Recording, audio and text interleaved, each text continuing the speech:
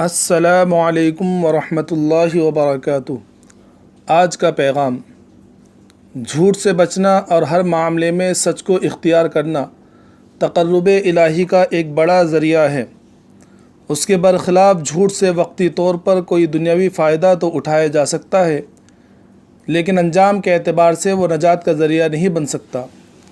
اور سچ بول کر ہو سکتا ہے وقتی کچھ نقصان محسوس ہو، لیکن اس کا نتیجہ اخیر میں ہمیشہ اچھا اور مفید ہی ہوتا ہے۔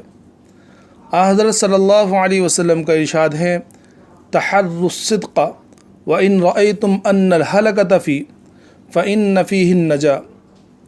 سچ کو تلاش کرو اگرچہ تمہیں اس میں ہلاکت معلوم ہو، اس لیے کہ نجات اسی میں یعنی سچ بولنے میں ہے۔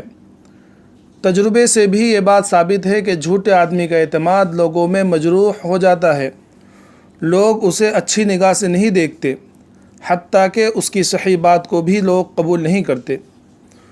ام المؤمنین سیدہ حضرت عائشہ رضی اللہ تعالی عنہ فرماتی ہیں کہ نبی کریم صلی اللہ علیہ وسلم کو سب سے زیادہ جھوٹ کی عادت ناپسند تھی۔ اگر آپ صلی اللہ علیہ وسلم کسی شخص کے جھوٹے ہونے کا آپ کو علم ہو جاتا تو آپ کا دل اس کی طرف سے اس وقت تک مطمئن نہ ہوتا تھا جب تک کہ اس کی طرف سے سچی توبہ کا یقین نہ ہو جائے۔ اور بعض اہل عقل و دانش کا مقولہ ہے کہ سچی بات اگرچہ تمہیں ناپسند ہو مگر اس میں عزت ہے، اور جھوٹی بات اگرچہ تمہیں اچھی لگے مگر وہ موجب ذلت ہے۔ اور جو آدمی جھوٹ میں بدنام ہو جاتا ہے تو اس کی سچی بات بھی جھوٹی اور مشکوک ہو جاتی ہے۔